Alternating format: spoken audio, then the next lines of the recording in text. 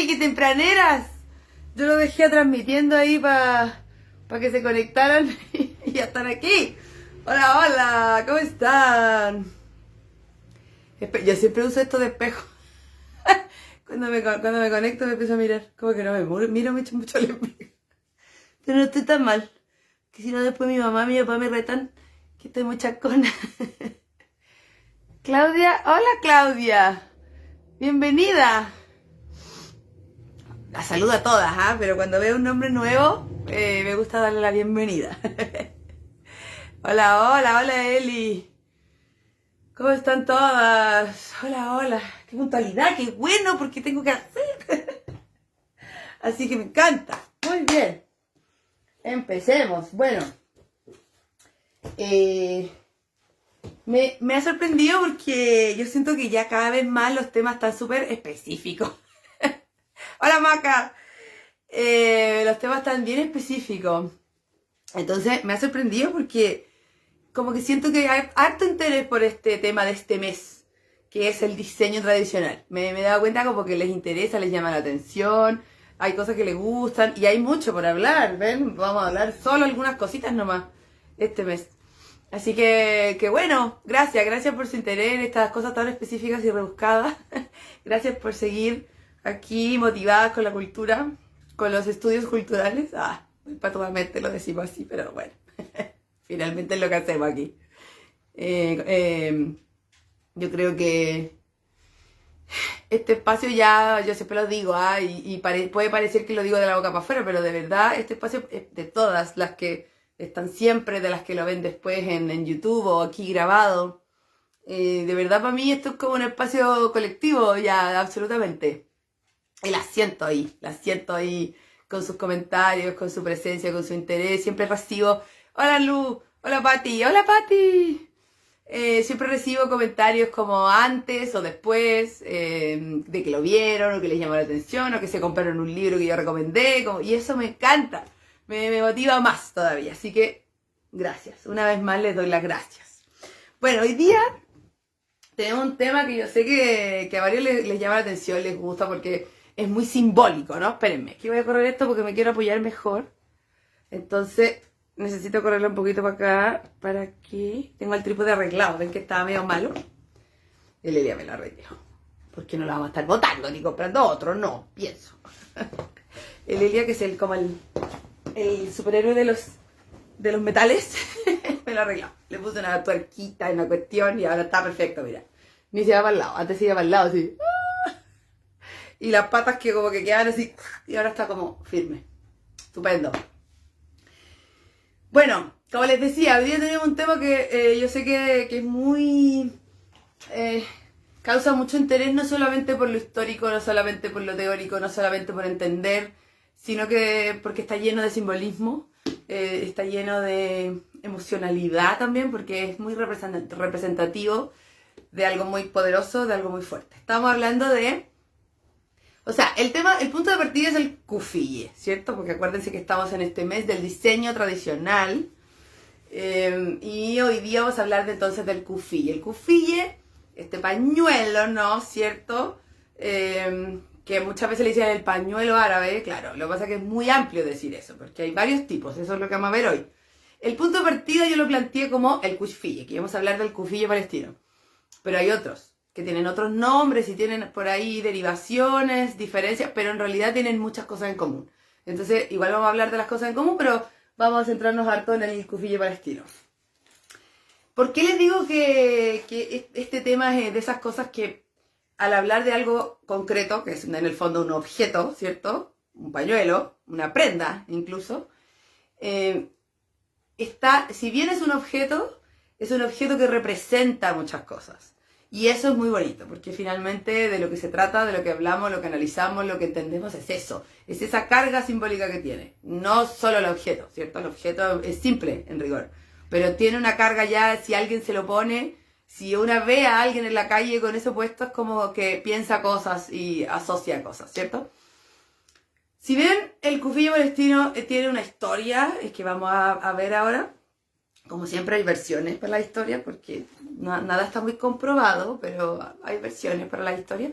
Si bien hay historias, de todas maneras, hoy, la Fanny dice que el cufille y el pañuelo tuareg son lo único que uso conmigo. Ay, qué linda. Me encanta, muy comprometida, Fanny. Bueno, si bien el cufille tiene una historia, un origen o posibles orígenes, más allá de eso, el cufille ha trascendido esa historia y ha trascendido el territorio y ha trascendido su uso tradicional. ¿A qué me refiero con esto?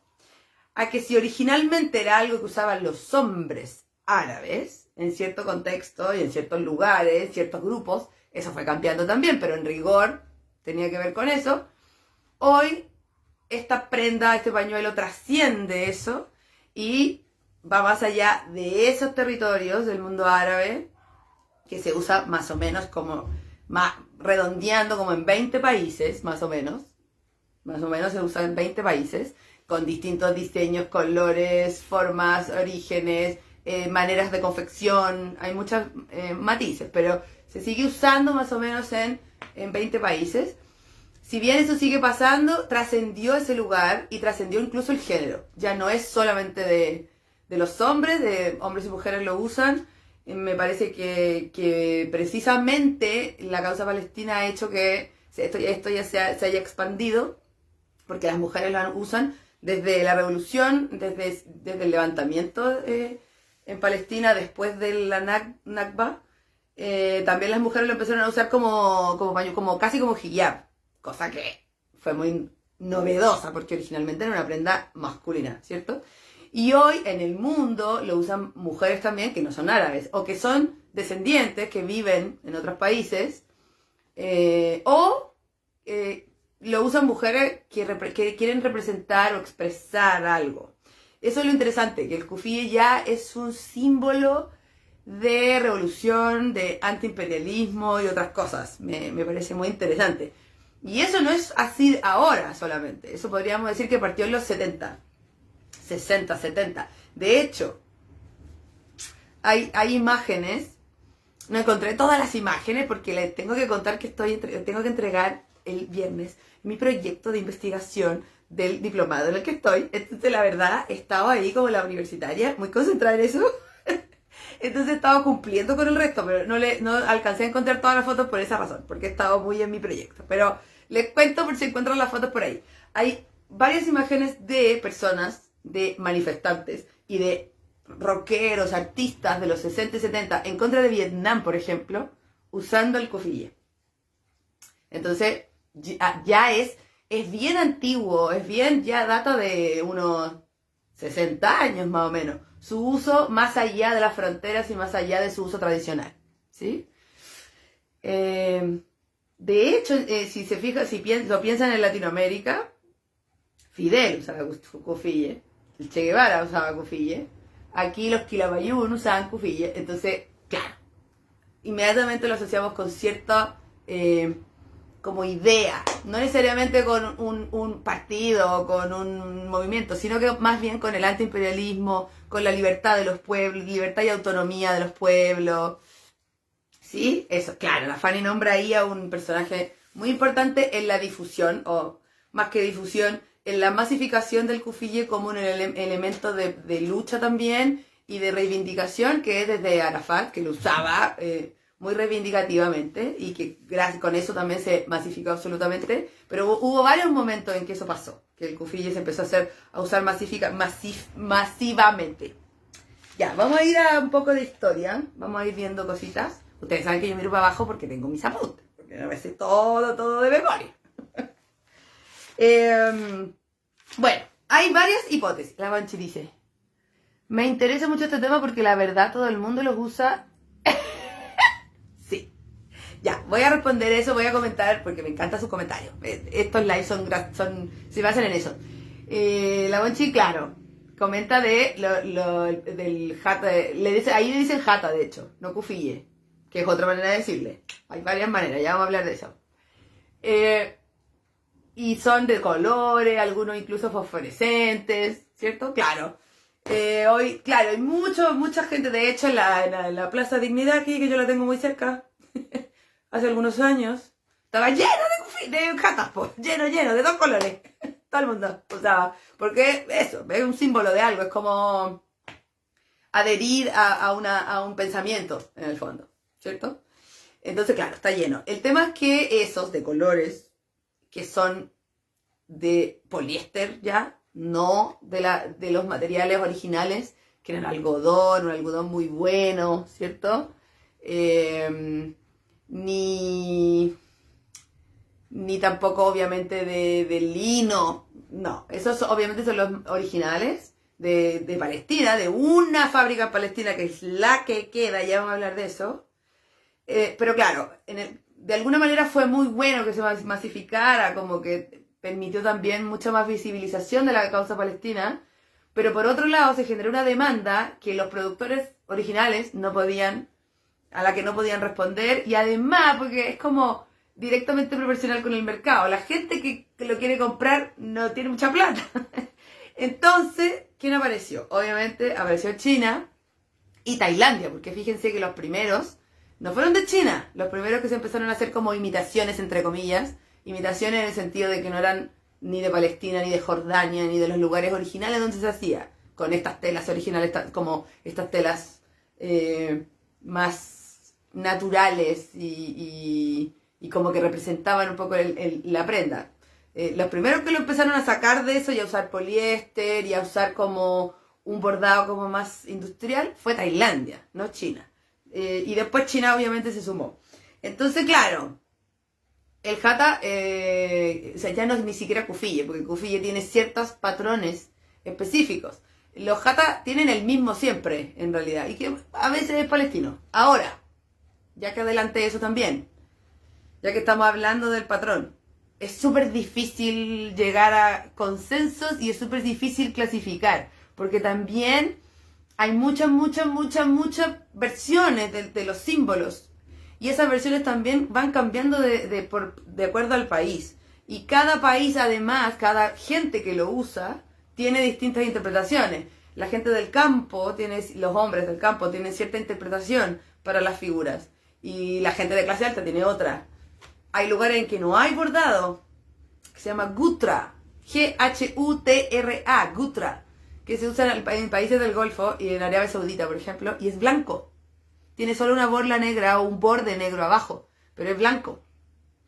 Entonces, tampoco es que solamente existe el bordado. Y los de verdad, los bordados son... No hay consenso de lo que significan. ¿Que tienen significado? Claro, pero de alguna manera como que cada persona, cada grupo, cada pueblo y cada grupo de personas que lo usa le adjudica un símbolo que además tiene que ver con el momento. Después les voy a decir todos los posibles significados, pero por ejemplo, en cierto momento representaba los olivos, las aceitunas. Entonces eran como, tenían una forma así, no tan un punto, sino que tenía una forma como de aceitunita. Y eso era muy importante porque la aceituna, los olivos, es muy importante en el desarrollo comercial de muchos pueblos árabes. Pero en otros momentos, por ejemplo, el kufiyé palestino, en la causa palestina, y tiene la idea que representa manos tomadas, así. ¿Cierto? Entonces, puede ser muchas cosas. Y todo tiene sentido. Entonces no se atrapen con que, oh, y este significa esto. Sí, puede significar muchas cosas. El tema es que sepan como más o menos de dónde lo adquirieron. Hay algunos que son como los originales, que son muy caros porque son del algodón, del lino, son materiales muy, no sé cómo es la palabra, pero no quiero decir puros, pero son materiales naturales, entonces obviamente son más caros y la elaboración también es más específica, entonces ese trabajo también es más caro, obviamente. Qué lindo en cuanto al diseño lo que significa con la aceitunita en las manos. Y significa más cosas, hay más versiones. Pues el trigo también, más versiones, ahí les cuento. Entonces, puede significar todo eso, cada país le tiene una versión y cada país también tiene matices, dependiendo de quién lo interpreta. ¿Sí? De hecho, obviamente hay una manera como de ponerse el kufiyé que le llaman shemaj. S-H-E-M-A-G-H. Shemaj. Si ustedes buscan shemaj, les van a salir puros con camuflaje. Y se pone como una especie de como En el fondo para cubrir el rostro, para que no te identifiquen, ¿cierto? Y ese se supone, el shemaj, que tiene otro bordado que son balas. Pero todo es una interpretación, ¿me entienden? Yo en mi super ignorancia le tengo en mi mente asociado con el dab, que claro, por supuesto, porque el kufiyeh es palestino. Ya vamos a hablar ahora. Ahora, origen, versiones del origen. Una historia dice que viene desde Mesopotamia. Oh my God, la capucha, claro. Esa era la palabra que lo dije. Claro, como capucha, exactamente. Y así es como la veíamos en la Plaza de Dignidad. Mucho, sí. Ya, una versión dice que viene de Mesopotamia, que hay imágenes, claro, cuando lo usan los guerrilleros es shemaj, que tiene que ver con el origen de un pañuelo en Jordania. En Jordania se le llamaba así y como que de ahí se habría sacado el patrón y es como se le llama al que usan los guerrilleros. Pero todo es muy relativo, chiquillas, ¿sí? No hay nada tan específico y hay discrepancias también en los conceptos, pero les nombro todas las palabras con lo que lo pueden encontrar. Y estamos partiendo del origen entonces. Hay vestigios de Mesopotamia, como de pañuelos de 1 metro, ¿cómo se llama? ¿Cómo se dice? 1 metro cuadrado. Pañuelos de 1 metro cuadrado que se doblaban formando un triángulo y se ponían de distintas maneras. ¿Con qué objetivo? El mismo objetivo que usan los pañuelos la gente del desierto, los tuareg, por ejemplo, para cubrirse del sol, de la arena, de las tormentas de arena, del frío en la noche, ¿cierto? Para ventilar, porque lo interesante del kufiyeh y de todos estos pañuelos es que la tela tiene unos hoyitos. Entonces, no son hoyitos, pero no sé cómo decirle. Pero es aireado. No es completamente liso. Entonces eso es una estrategia contra la transpiración. Como que ventila también. ¿Me entienden? Entonces, obviamente, abrigan la noche, te lo pones así. Perfecto. Aquí, sí, sobre todo los originales, sobre todo los de lino hay de algodón, de lino y de lana. De algodón, de lino, de lana y de poliéster. Y hay de mezclas de algodón con poliéster, lana con poliéster, lana con algodón, ¿sí? Entonces, dependiendo de eso, es como la calidad, el grosor, cuánto te abrigas, si te pica o no te pica. A mí me pica aquí. Yo tengo uno como de algodón con un poquito de poliéster y lo cuido mucho porque además me lo regalaron, fue muy simbólico. Entonces, no es que lo use de bufanda, la verdad. El que uso en chacha. Entonces me empieza a picar, porque yo me lo pongo en la noche así y me empieza a picar. Y tiene muchos colores, además. Es muy loquillo. Que ese de muchos colores se empezó a crear para las mujeres. Ya vamos a hablar. Con la causa palestina. Entonces, primera versión, Mesopotamia. Habría habido estos pañuelos. Ya los sumerios lo habrían usado. Habría como imágenes como de estos pañuelos puestos encima o en la cabeza para protegerse de todas estas cosas con estos dibujos. Ya, nos saltamos al siglo VII, más o menos, que hay una historia durante una batalla entre los persas y los árabes en el siglo VII, en un lugar, cerca de un lugar que se llamaba Kufa. Kufa, de Palestina. Entonces, ¿de dónde vendría kufiyeh? De Kufa. Como de este momento, de esta historia, de estas batallas en ese lugar. Entonces, de ahí, de Kufa, de la ciudad de Kufa, vendría, y de este momento histórico, vendría el uso de este pañuelo por las fuerzas militares de ese momento, de ese lugar, y se habría llamado kufiyeh, que como que se transformó a los castellanos y le dicen cofia. En España algunas veces le dicen cofia. ¿Sí? Entonces, ahí está la línea como semántica de esta palabra. ¿Sí? Que es, entre comillas, podríamos decir que es del que se tiene vestigio, por lo tanto podríamos decir que es el más original, porque hay otros que dicen que no, que hay otros que son más originales, pero de este se tiene más vestigios, ¿sí? Ahí viene el origen. Ya, pero si bien puede haber existido desde Mesopotamia, obviamente en el siglo VII también, y hay una historia, o sea, hay un registro histórico de esta batalla en Kufa, entonces la palabra vendría de ahí. Si bien es antiguo, ¿sí? Obviamente su uso más masivo y representativo no es tan antiguo, no es tan antiguo. Yo creo, o sea, no, yo no creo. Hay gente que, por supuesto que ya hay libros de este tema, si siempre hablamos. ¿Se acuerdan que para la CIUT había un libro ya? Ya, para esto igual, hay muchos. Hay muchos, de ahí les voy a nombrar algunas fuentes. Y hay una historiadora, que su apellido es Lingala. Lingala, sí. Habla, no, es un historiador, perdón. Que como termina en A, Lingala. Su apellido es Lingala. Ella habla de que en realidad su uso más masivo tendría 100 años, más o menos. Más o menos. ¿Por qué? Porque hubo ciertos también hechos históricos que hicieron que las cosas se empezaran a mover. Y todo tiene que ver con Palestina. De hecho, voy a leerles algo que dice el historiador. Estos objetos, antes, no se tomaban en serio en la investigación antropológica ni étnica. Porque eran objetos muy cotidianos del pueblo, algo muy, como una nimiedad, que no representaba tanto. Eso ha cambiado, me encanta. De hecho, lo que hacemos aquí es hacer pura etnografía y antropología de puros elementos comunes, de cómo representar algo cultural, ¿cierto? Bueno, eso cambió. Entonces, por una parte, fue más usado desde hace 100 años y por otra parte fue más investigado también hace poco. Ahí diríamos que menos de 100 años. ¿Sí? ¿Por qué no se investigó tanto? Porque el kufiyé representaba a la clase trabajadora.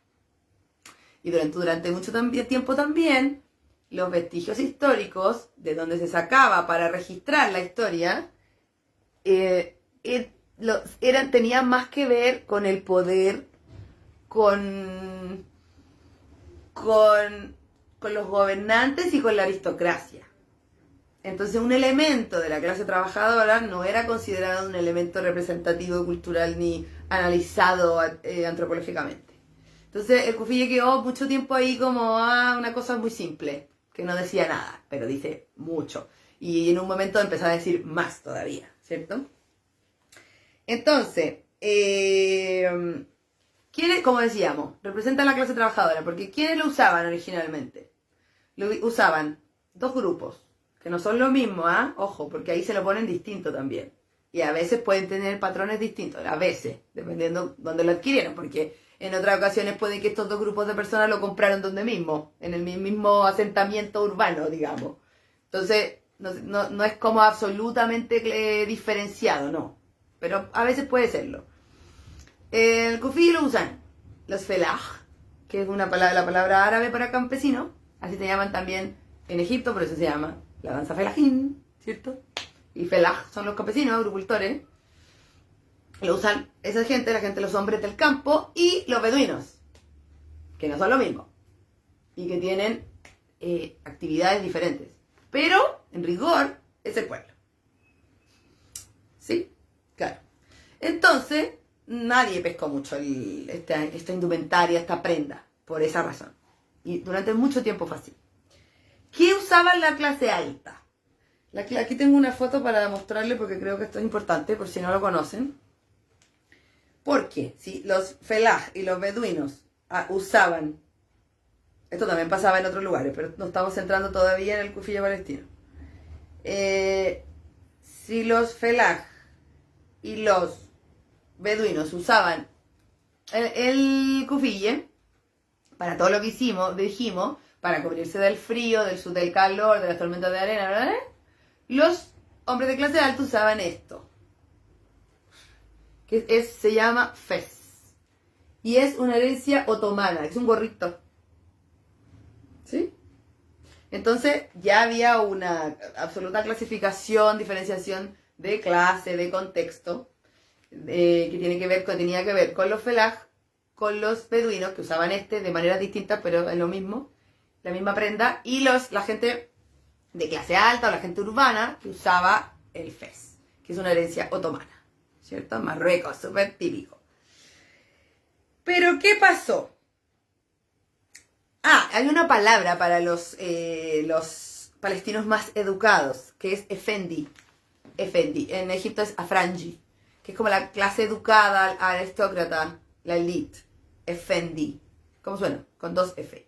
En Palestina se llama así. Entonces usaban el fez, o tarbuch, también es otra palabra con la que lo pueden encontrar. Es una herencia otomana específicamente de la dominación otomana de Mahmud II, que lo empezó a usar. Y ahí quedó, como que se quedó como un poquito entre moda, pero también un sello ahí de la elite en algunos países árabes vinculados a las cortes, y después la gente de los hombres de clase alta lo empezaron a usar. Entonces había esta diferenciación. Pero ¿qué pasó? ¿Qué pasó? Pasó que más o menos en 1936, a mediados de 1930, hubo una revuelta árabe precisamente muy extensa, y en Palestina principalmente, contra el dominio colonial británico. Y también pasó que los otomanos estaban perdiendo. Espérense, voy a leer los comentarios. ¿Quién es Mahmud? No era un reinante del Imperio Turco Otomano que usaba el fez y el tarbuch, y en los países árabes lo tomaron. Eso. El fez lo asocio con Indiana Jones. ¿Por qué? Porque árabes que lo usan. No vi Indiana Jones, perdón. Qué fome. O sea, la cacho, pero... yo creo que la vi cuando chica, pero no, claro. Bueno, pero si sale un árabe, en ese tiempo lo más probable es que tenga tarbuch. Sí. Bueno, Mahmud II era un gobernante del Imperio Turco Otomano que usaba fez, instauró el fez, y los árabes lo tomaron, ¿sí? Afranji, en Egipto. Ay, me encanta que la Pauli escribió Effendi, que es la palabra como de la clase más educada me carga esa palabra, de educada. Pero la elite en Palestina. En Egipto es Afranji, como con G. Lo ocupo en árabe, viste, obvio. Afranji, esa es la palabra en Egipto. Bueno, 1936, más o menos lo que estaba pasando es que los otomanos estaban perdiendo poder porque habían perdido territorios con la Primera Guerra Mundial. Y empieza a haber toda una revolución en todo el mundo árabe, y Palestina se levanta contra la dominación británica. Y los británicos como que intentaron, empezaron obviamente a reprimir, y lo que hacían era como, ya, ¿quiénes son los revolucionarios? Los que usan kufiyeh. Los que usan fez, no. Los que usan tarbuch, no, porque es la elite. ¿Y qué hicieron los palestinos? Todos empezaron a usar kufiyeh. Todos. La clase alta, la clase trabajadora, los beduinos, los felaj, los profesores de universidad, todo el mundo. Todos los palestinos empezaron a usar, los que estaban en contra de la dominación británica, los nacionalistas, digamos, y sacaron el tarbuch, sacaron el fez, como una representación también colonialista, porque será de Oriente más o menos, que porque de Turquía, de los otomanos, pero es colonialista igual. Entonces, ¿qué pasó? Que los británicos ya no podían distinguir quiénes eran revolucionarios y quiénes no. Fue una tremenda estrategia. Y desde ese momento, mediados de los 30, que el kufiyeh se transformó en eso, en una manera de lucha, de resistencia, pero también de protección, porque si nadie sabe quién es quién, y por otro lado, te permite cubrirte. Y también empezaron a cubrirse el rostro. ¿Por qué? Para no ser identificados. Entonces ya empezó a dejar de tener su uso exclusivo, cotidiano, concreto de la vida real, que tenía que ver con protegerse de la inclemencia del tiempo, ¿cierto? Sino que ya empezó a tener este contenido, carga, significado simbólico ligado a la resistencia a la lucha. Concreto, pero también simbólico, ¿cierto? Concreto porque esas personas en Palestina de verdad lo usaban para protegerse, de verdad fue una decisión como que todos lo usaran. Entonces en ese momento es concreto, pero desde ahí también se transforma en algo simbólico para la lucha y la resistencia. En el mundo árabe en general, pero todo partiendo de Palestina. De hecho, los británicos como que intentaron prohibirla, pero no se puede. No se pudo. Entonces, cada día más, el kufiyeh en Palestina siguió teniendo esta carga simbólica de resistencia desde los 30. Por eso decimos que más o menos 100 años un poco menos. Protegerse de la inclemencia del medio, protegerse de la inclemencia del poder. Sí, eso mismo. Cambió el simbolismo, ¿cierto? Obviamente, para los beduinos que viven en el desierto todavía sigue sirviendo para eso. Y lo usan para... Y ahí es de algodón. Porque si no, el poliéster en el desierto es como que hay peor. Entonces ahí es de verdad de los originales. Pero... Y eso se sigue usando para eso. Esa gente lo sigue usando. Pero vamos a ver un caballero. Vamos a ver alguno de esos lugares. A ver... Este caballero, por ejemplo. Este caballero lo sigue usando para eso, po.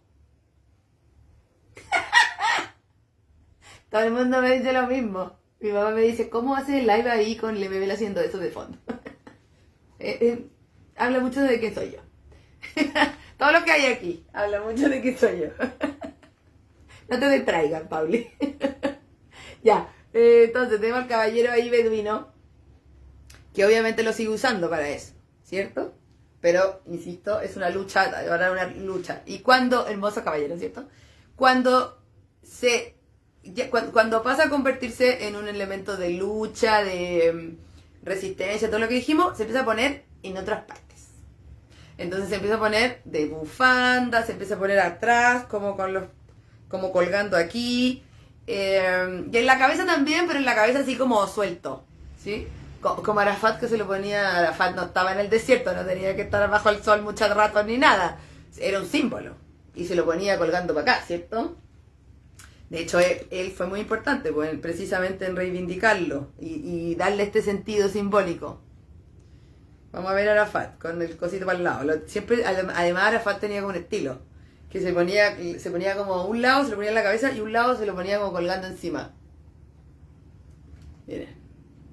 Ahí. ¿Ven que ese jato tiene un bordado? Esas son las aceitunas, serían. Porque son más separadas y más gordito el negro. Pero pueden ser más cosas, ya vamos a hablar de eso. Y cuando se transforma entonces en un símbolo de resistencia, se pone en el cuello, como nuestra súper amiga Shadia Mansour, maravillosa, que tiene una canción que se llama El Kufiya al Arabía, que es máxima, búsquenla y búsquenla a ella. Tiene una canción con la Anita Tijoux. Entonces ya se va cambiando, cambia su significado, cambia el simbolismo y cambia también la manera de usarlo, ¿cierto? Eso. Entonces, mira, dice, esto lo dice Lingala también. A medida que, estoy traduciendo del inglés, así que me demoro, perdón. A medida que la identidad colectiva y el derecho a la tierra de los palestinos seguían estando cada vez más amenazados, ellos intentaron aferrarse a elementos que representaran una continuidad cultural. Y uno de esos elementos fue el kufiya. Entonces ahí hay otro elemento más. ¿De qué estamos hablando? Estamos hablando de la invasión en Palestina, ¿cierto? De la Nakba, que Nakba significa... Primera vez que me pasa esto, chiquilla. Tengo poca batería. Oh, ven, espérenme. Cri, cri. Conversen entre ustedes. Conversen. Venga, tiro.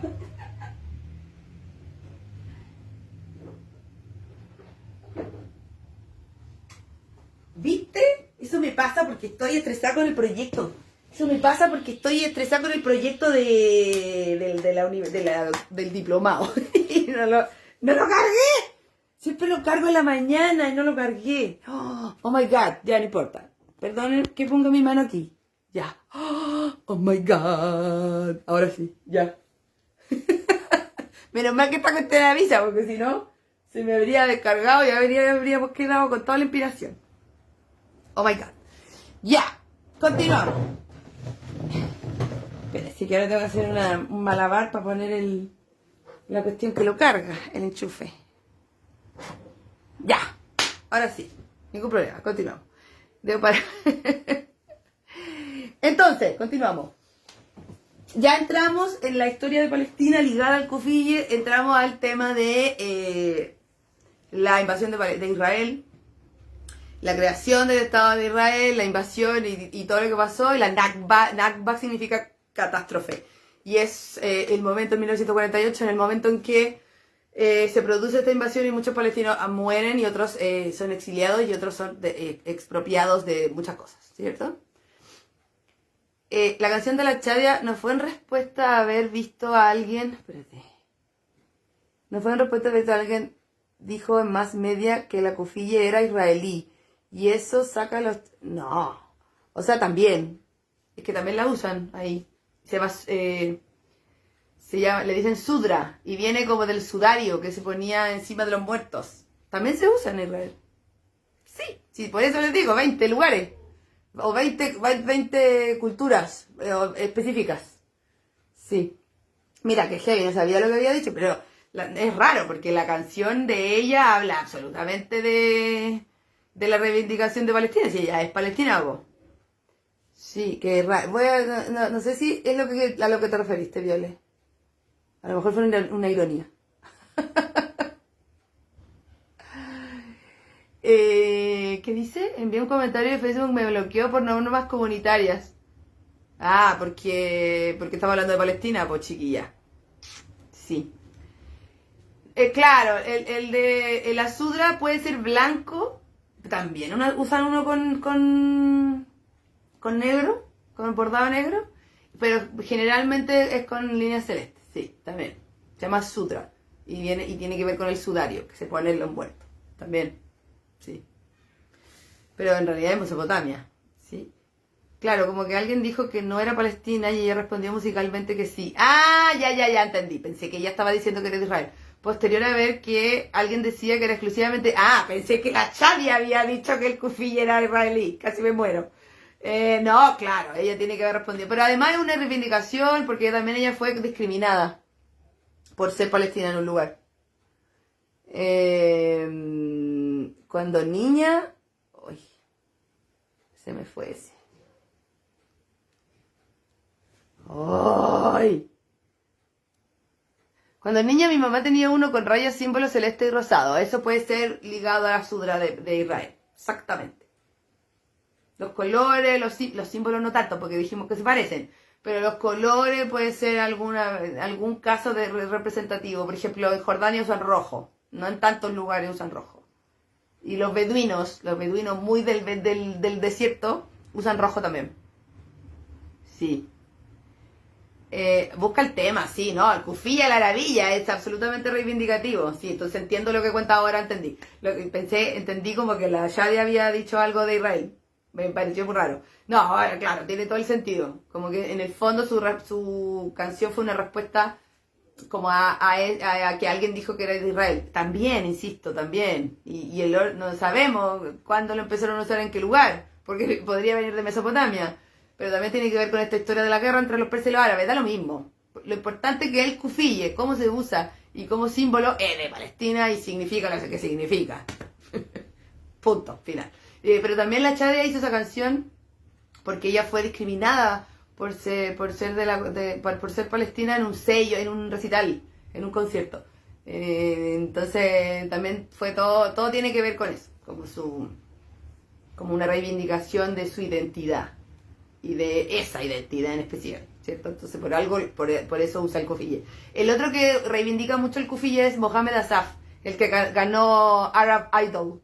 A mí me pareció interesante que el Kufiyé, al ser algo que el Cairo usó, al ser algo que en Cairo uno solo ve cosas para turistas. Ah, claro, en Sigua, qué interesante, la gente lo usaba mucho. Sí, no, en Sigua se usa, que interesante tu comentario, Pauli. En Sigua se usa para Spotify, busca Shadia Mansour y Shadia Mansour con SH y pon Kufiyé y te va a salir. Shadia Mansour Kufiyé, te sale al tiro en Spotify o en YouTube. En Sigua es un lugar, chiquilla. Sigua es un lugar que es un oasis de Egipto, que está en el límite con Libia. Y es un lugar donde hay muchos beduinos. Entonces por eso se usa. Porque es un lugar de beduinos. Ahora, se supone que no son beduinos y se supone que no son tampoco Amasí. Como que en Sigua ya hay una población específica que se llama Siwi. La gente Siwi, que es una mezcla de Amasí con beduino, con gente de ahí, no egipcios. No. Sigua es muy especial culturalmente.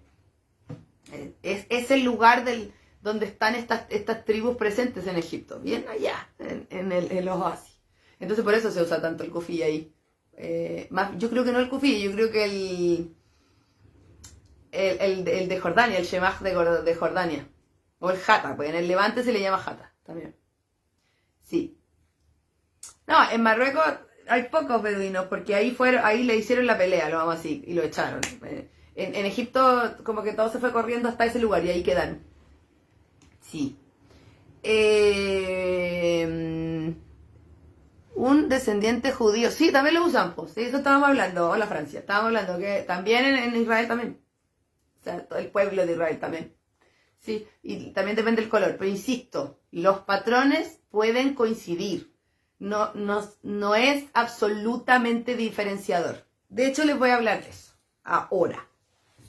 Sí, hola Tania. En el Levante, Siria, Palestina, el Líbano, le llaman también jata. Kufiyé o jata. Porque jata tiene más que ver con la prenda, kufiyé tiene que ver con la historia de esta batalla que hubo en Kufa, ¿cierto? Entonces jata o kufiyé son palabras que se usan en el Levante. En el Golfo se usa shemaj también, y también se usa gutra, pero gutra es otra cosa, que es para el blanco. Les voy a mostrar eso, ya que llegamos a ese tema. A ver. Fotitos. Ya. Shemaj sería más o menos ese con rojo, Jordania. Beduino, Jordania. Estos son jatas o kufiyes.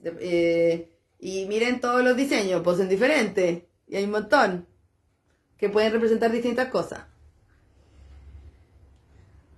Y este es el gutra. Blanco, que se usa además como que va, como en el Golfo, como los chiquillos del Golfo, va con esta tope, que es esta camisa túnica que usan los hombres también, como que va junto. Y el cordoncito negro que lo sujeta, ahí hay unos de colores, me voy colgando.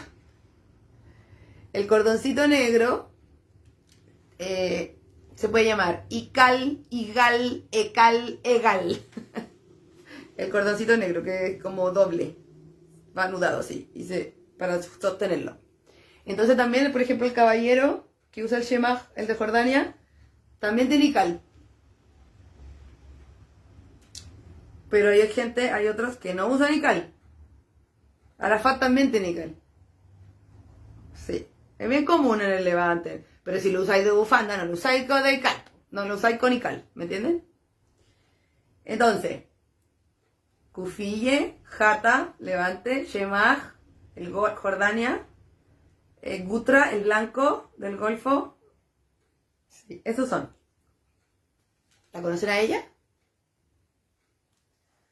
Creo que tengo una foto como está ahora. No lo tengo aquí.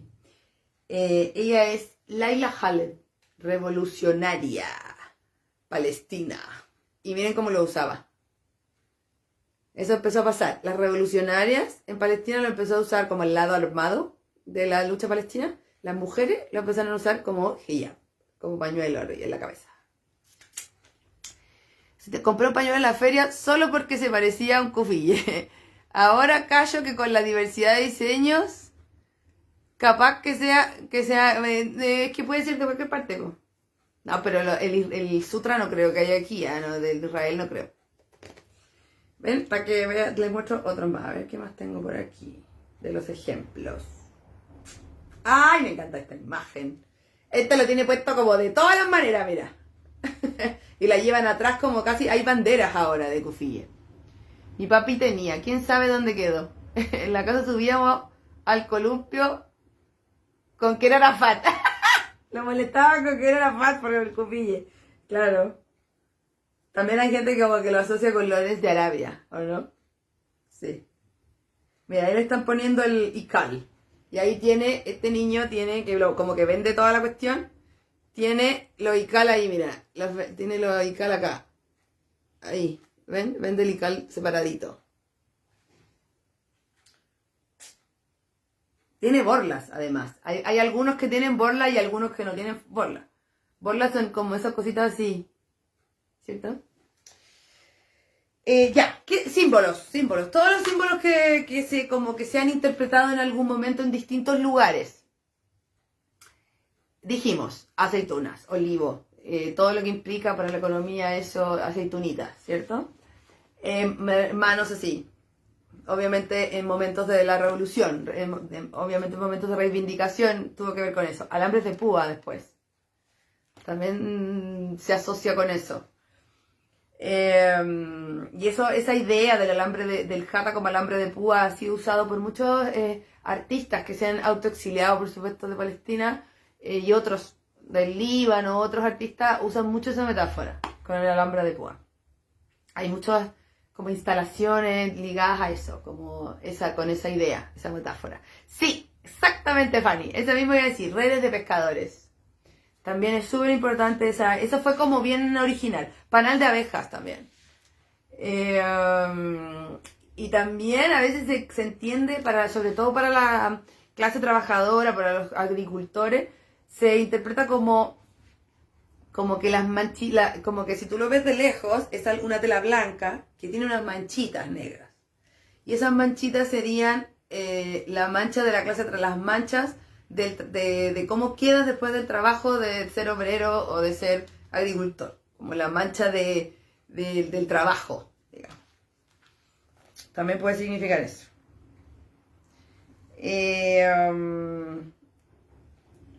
Y hay otra gente como, estaba mirando como los ejemplos de artistas que usan el kufiyé, como de verdad hay muchos ejemplos como de que ya hablábamos de que el kufiyé tenía un rol concreto, ¿cierto? De la vida cotidiana, de la gente del desierto, por ejemplo. Después pasa a ser un símbolo de resistencia, por lo que hablábamos mediados de los 30, después con la Nakba más, ¿cierto? En los 60 y 70 lo toma gente de afuera, entonces se traspasa la frontera y ya trasciende el territorio, la clase, el género, etc. Lo usa todo el mundo. Y después ya incluso trasciende el uso, trasciende la idea de la prenda concreta de un pañuelo que se pone, sino que ya se transforma en un símbolo gráfico. Entonces, el diseño del jata es en sí no el pañuelo mismo, ¿me entienden? Sino que el bordado abstraído de la prenda, también es un símbolo que se usa para muchas cosas. Entonces hay muchos artistas que hacen exposiciones con, por ejemplo, había uno que hizo como que con como que el bordado del jata estaba estaba encima de la Estatua de la Libertad, por ejemplo, de Estados Unidos. Y así.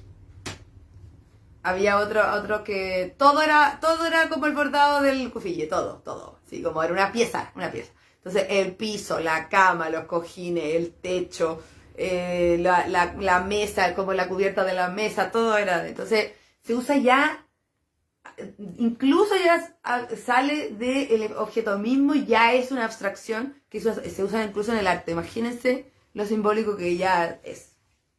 ¿Cierto? ¿Qué más les puedo contar?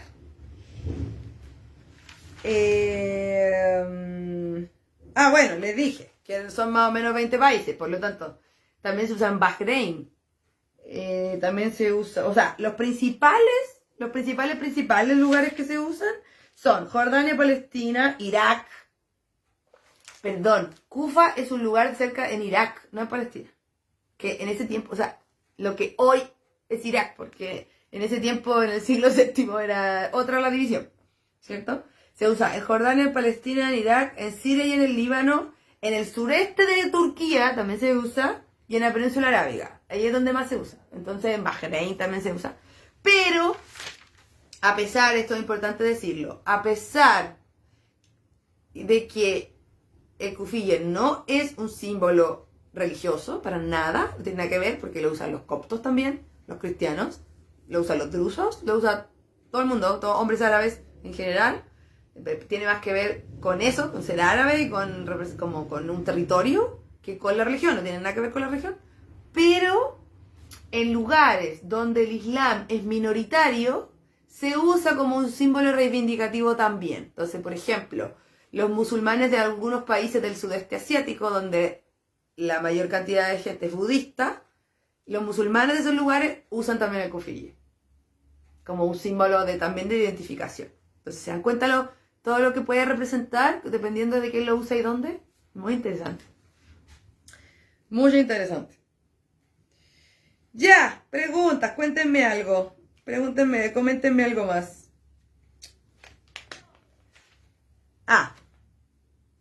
Apropiación cultural, obviamente, siempre. Siempre llegamos a la apropiación cultural.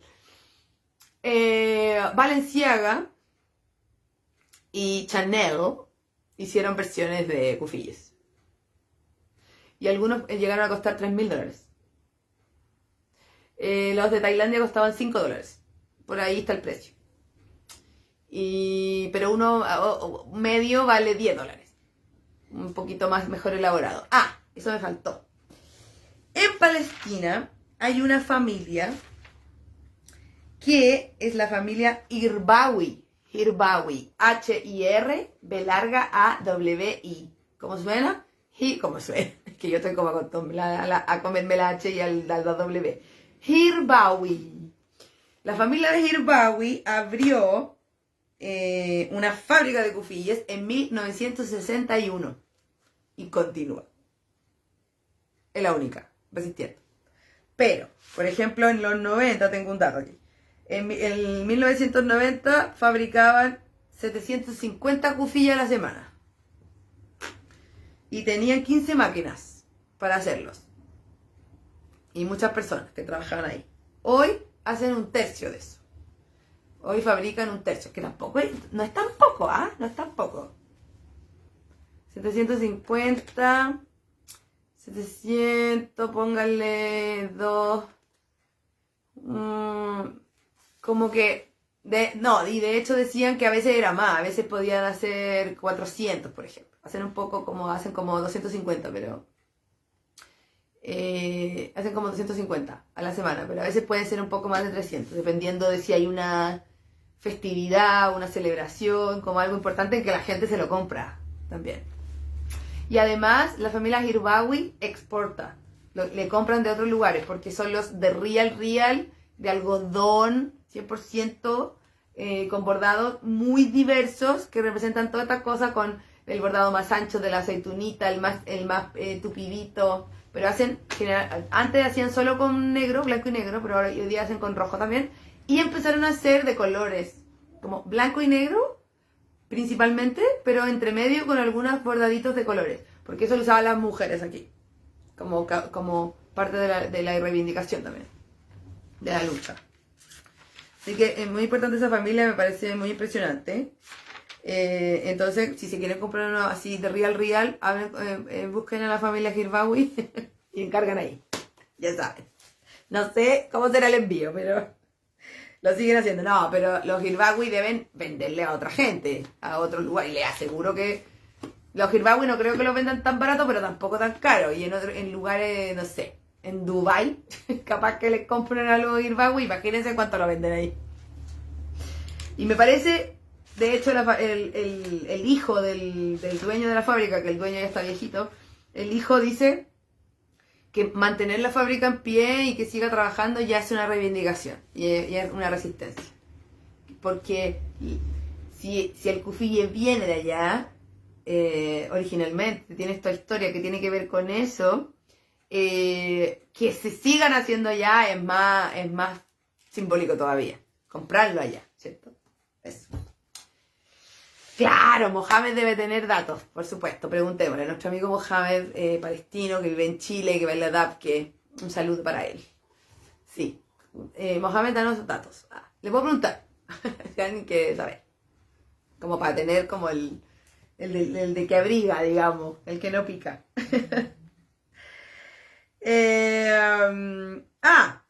Había una historia también que hay una página que se llama Hirbawi. ¡Oh my God!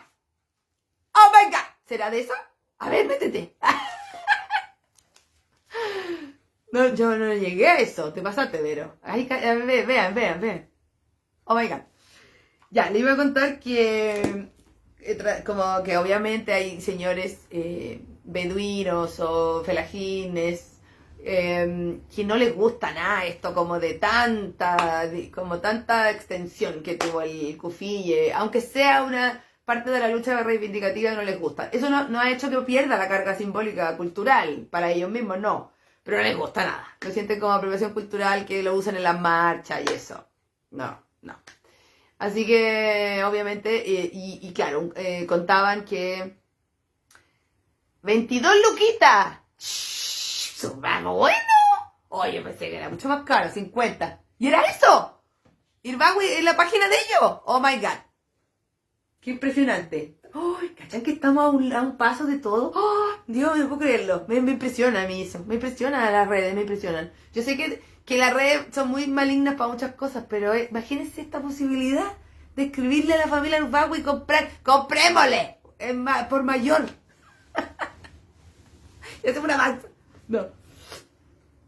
Hola, Yesmi. Hola, saludos a la Serena. De nada. Ya.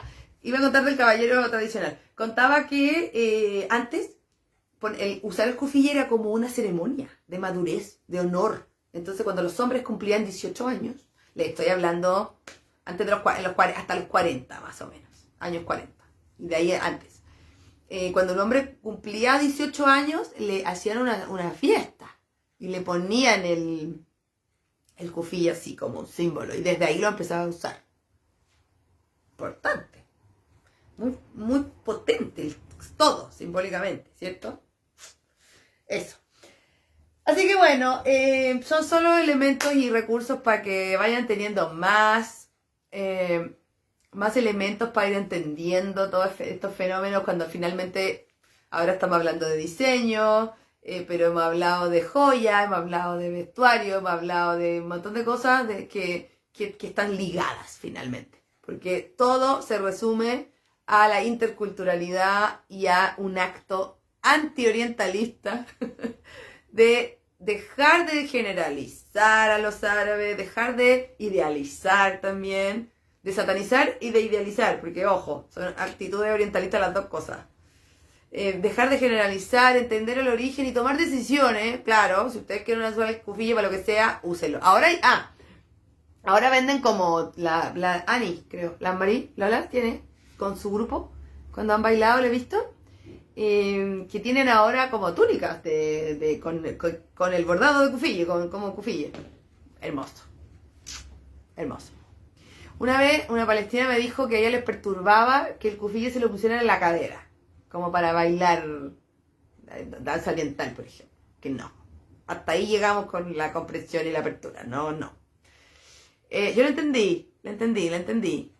Porque el palestino no tiene un vínculo con la danza del vientre, entonces tampoco como que tiene mucho que ver con su historia, entonces como usar una cosa para otra. Pero, por otro lado, en muchos lugares por ejemplo en Estados Unidos, las colonias palestinas, las juventudes palestinas en Estados Unidos, bailan dabke, generalmente de negro, hombres y mujeres de negro, y ellos se lo ponen acá, y ellas se lo ponen en la cadera. Sí. Lo usan para el dabke cabaret. Ah, mira, claro, me imagino. Bueno, le estoy contando de esto de que no es escénico y no tiene que ver con la danza oriental ni el mercado de la danza oriental, pero que las mismas niñas palestinas de Estados Unidos se lo ponen en la cadera, claro, porque es un símbolo ya también que como que se comprime, ¿no? Como que la idea de ponerse un pañuelo en la cadera es árabe. Entonces, ponerse el cufillo no tiene tanto, no es como que tiene que ver, podría tener que ver. Pero para una palestina que vive en Palestina y que usa el cufille de una manera reivindicativa es un poco chocante porque en Palestina no tienen vínculo con el Raqs Sharqi, por ejemplo.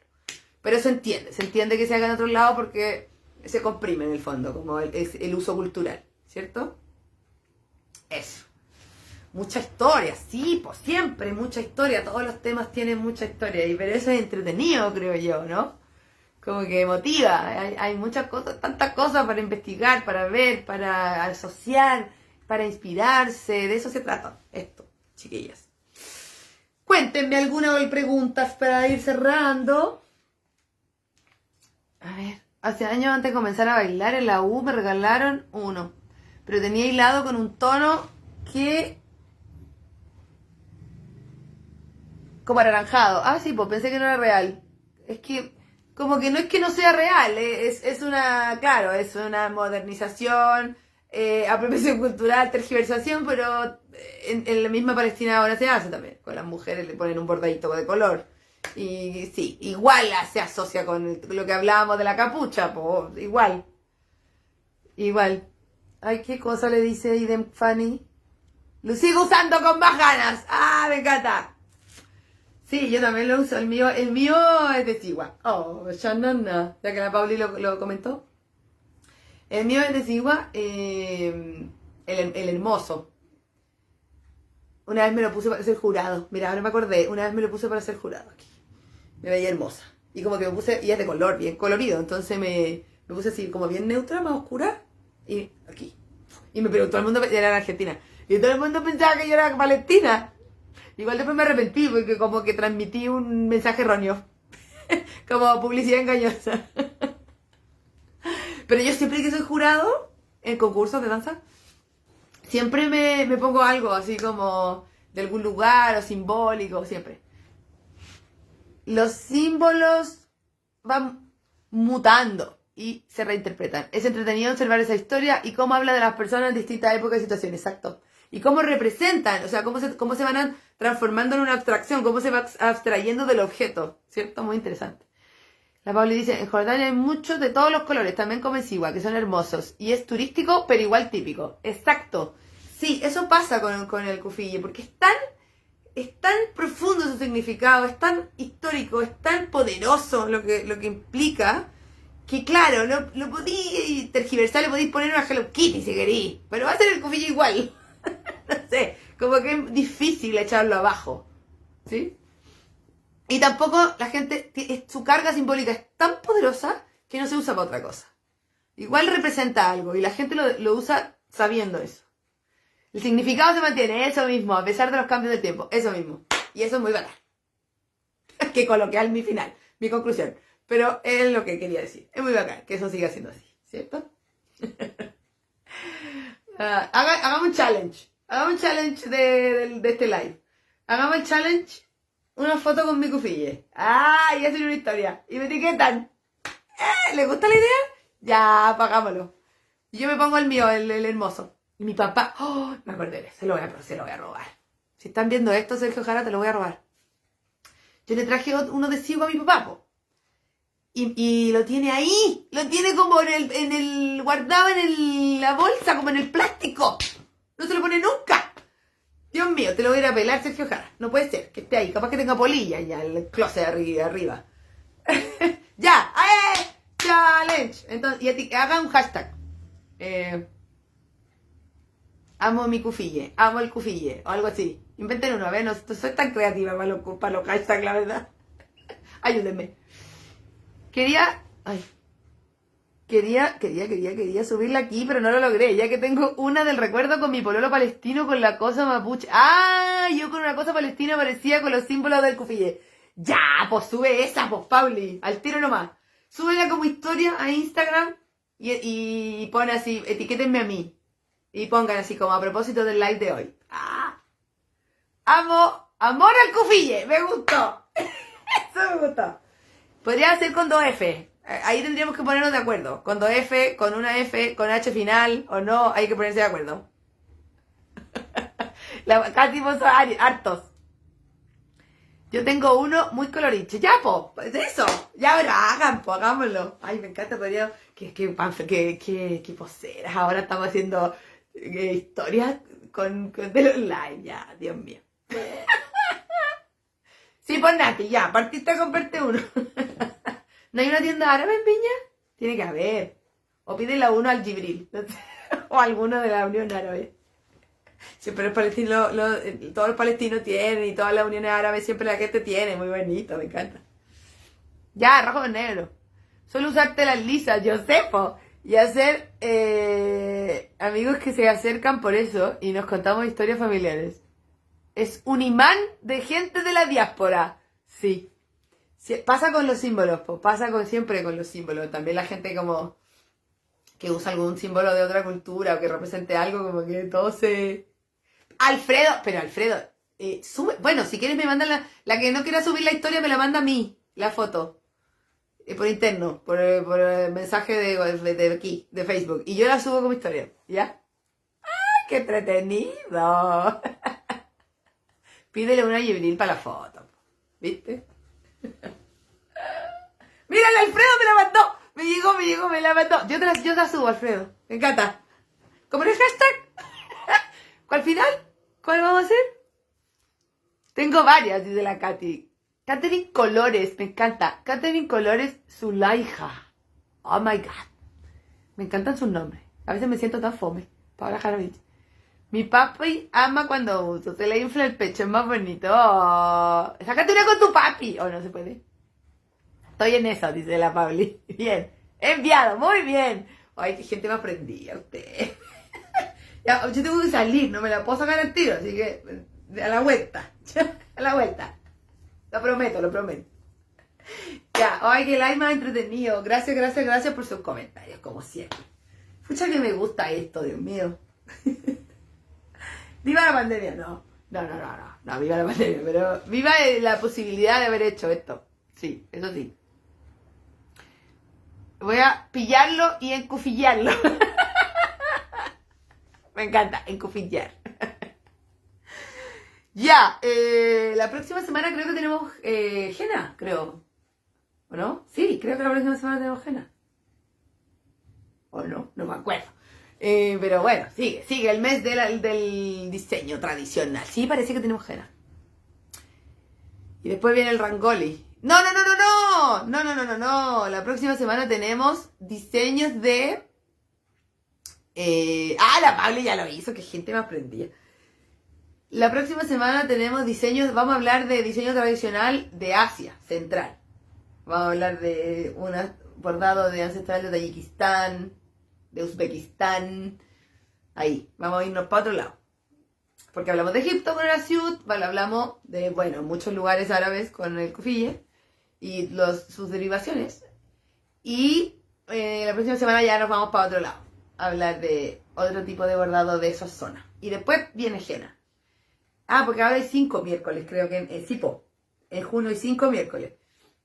Entonces después viene Jena y después viene el Rangoli y de India. Que hay muchas cosas muy entretenidas. No se lo pierdan. Todos los miércoles a la misma hora en el mismo canal. Ya.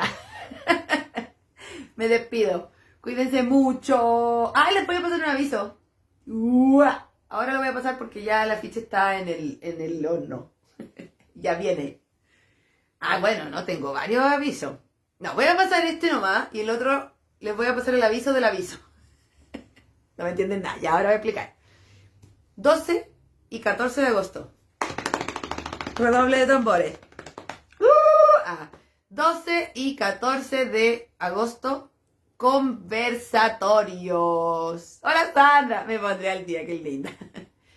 12 y 14 de agosto, conversatorios. Link abierto por mis redes. Es un espacio libre, abierto, pluralista, basado en el respeto y en la intención de mejorar nuestro medio a través del debate. ¿Sí? El 12 de agosto, viernes, a las 7:30, de 7:30 a 9:30, porque si no vamos a estar 50 horas ahí. El tema es ser profesional en nuestra danza. Oh my god. Y el 14 de agosto, domingo, de 6:30 a 8:30, más tempranito, para que se liberen ahí antes, se preparen para la semana. El domingo es, vamos a hacernos la pregunta si la danza oriental del vientre árabe influye o es una herramienta para el desarrollo de las mujeres. Vinculado al feminismo, por ejemplo, por supuesto. Oh my god, de verdad es un espacio abierto, libre, pluralista, cabemos 100 personas en Zoom. El link va a estar abierto, así que díganle a todas sus amigas, sus colegas, sus alumnas, sus profes, toda la gente que conozcan, porque la idea es debatir. No son charlas. No es que alguien va a hablar mucho rato, no. Todos van a tener el mismo tiempo para hablar. Les voy a mostrar ahí cómo va a ser el sistema, ¿ya? Así que pasen el aviso, es de todas, de todos. Yo que me creo no sé qué me creo, la presidenta del sindicato. Me encanta hacer estas cosas que nos permitan encontrarnos, como el encuentro teórico, pero ahora de debate. De hecho, es una idea que surgió del encuentro teórico. ¿Ya? Así que 12 de agosto, viernes, 14 de agosto, domingo. Ya saben los temas, pasen el aviso. Voy a motivar a la... Sí, po. Motiven a sus tribus, a sus colegas, a su gente, a sus profes, a sus compañeras. Si la idea es que esté todo el mundo abierto, insisto. No tienen que inscribirse ni nada. Yo pongo el link, chunk, aquí, en Facebook, lo pongo, Iván, chun, listo. Si quieren que se lo mando por interno, se los mando también, para que ustedes lo puedan mandar. Por ejemplo, las profes, podría hacer eso con las profes, o lo puedo hacer en la comunidad de Árabe Chile, para que lo manden ahí también por interno, si quieren. ¿Ya? Sí, quería motivar a la comunidad cuando tenga el afiche. Así que ya en la comunidad, como yo estoy en el grupo, puedo poner el link directo. No, estos de verdad tienen que tienen que estar. Porque siempre decimos, ¡ay, qué lata esto! ¡Ay, deberíamos hacer algo! Ya, pues, aquí está. Así que, vamos. Ya, y el otro aviso del aviso es que julio se viene, con muchas cosas. Julio. ¿Estamos en junio? Estamos en julio. En julio, voy de encéfalo. En julio hay hartas cosas, voy a hacer hartas cosas. Le lleva cursos online, le lleva clase a la gorra online, de conciencia corporal y anatomía, a la gorra, oh my god, taller de elementos, de creación online, oh my god. Hay un curso de creación, de mi curso Atrévete a Crear, que es presencial, el 2 de julio, que es sobre tu causa, tu lucha, baila tu causa, tu lucha. Crear en base a eso. Y el 20 de julio, miércoles, vamos a empezar un taller que se llama La Era de las Estrellas. Ahí lo digo así lento para que sea con suspenso. La Era de las Estrellas. Un viaje por el cabaret de Egipto, Latinoamérica y Estados Unidos.